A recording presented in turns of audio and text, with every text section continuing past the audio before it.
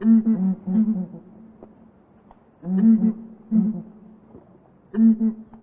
guys, Leon Maria from Lawson's Birding, Wildlife and Custom Safaris. I'm filming from the Kruger National Park along the Sabi River. And I'd like to talk to you about one of our exciting set departures called Focus on Predators. Right, so this safari is going to kick off at Skukuza Airport in the Kruger National Park, or alternatively Kruger and Mpumalanga International Airport, not far away near White River. Airport schedules are a bit in the air at the moment, excuse the pun, with COVID-19, but once they're a bit more solid, we'll finalize the arrival point.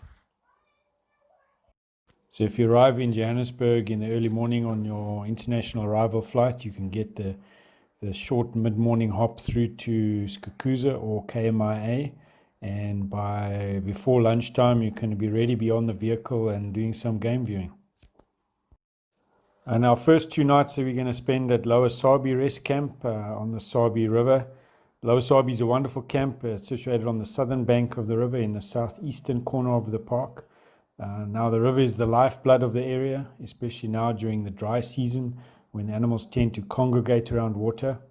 In addition to the riverine habitat, the basalt plains extend in a long finger down from Satara to Lower Sabi, adding to the mix of habitats.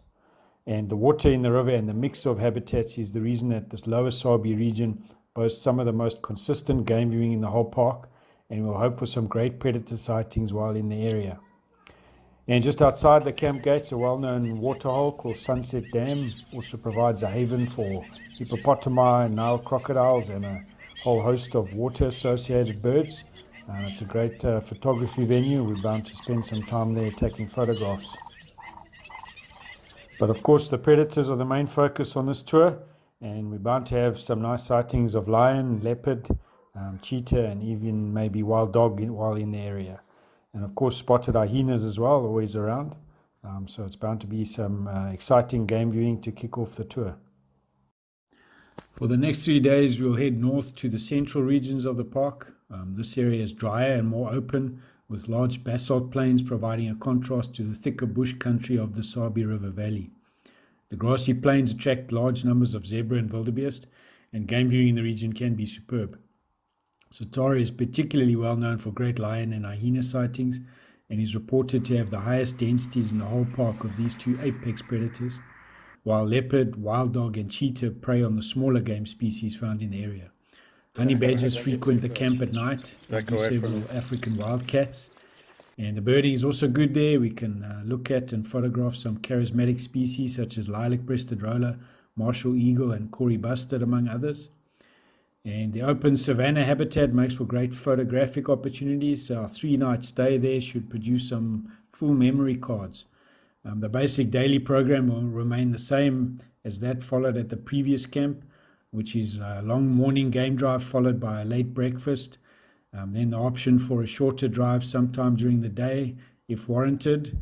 A little bit of downtime as well, of course, and then an afternoon drive coming back as the camp gates close in the afternoon. And there's also the optional extra of night drives with the national park guides. So after the last morning activity in the Kruger, we'll exit via Open Gate and into the adjacent Sabi Sand Game Reserve, which is a 65,000 hectare private conservancy that's contiguous with the neighboring national park. We'll check in time for lunch, have a bit of time to relax before our first afternoon safari, which is led by an experienced field guide and tracker. Now, the Sabi Sand Game Reserve offers what is widely considered as some of the best cat viewing in Africa, with regular close-up encounters with both lion and leopard to be anticipated. Cheetah and wild dog are also found in the reserve. They are usually fairly nomadic within their home ranges, which takes them out of the reserve and into the neighboring Kruger National Park and Manyeleti Game Reserve. So the chances of seeing these 2 predators depends on them being in the area at the time of our visit. But with a bit of luck, they will be there. Now, over and above the wonderful animals we're likely to see, a true highlight will be observing the Shangaan tracker practicing his craft as we track down the big cats. Superb wine and cuisine will be enjoyed in the evenings after the afternoon safari. Altogether, this adds up to a truly awesome experience. Now, we have 3 nights in the reserve, which will give us ample time out in the field photographing our subjects, and it's a wonderful way to end off the safari.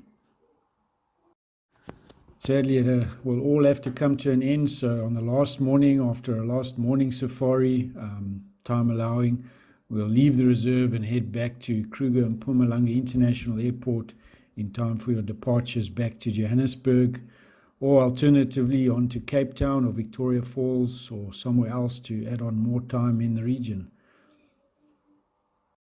So in conclusion, this is really a fantastic safari. We've done this itinerary many, many times, and it's always delivered fantastic results. We've had such amazing sightings on these safaris. It's just almost too good to describe. So the only way to find out is to come and do it for yourself. But otherwise, check out the other information available on the tour and get hold of us if you have any questions or queries, or to book your spot on the 2021 itinerary.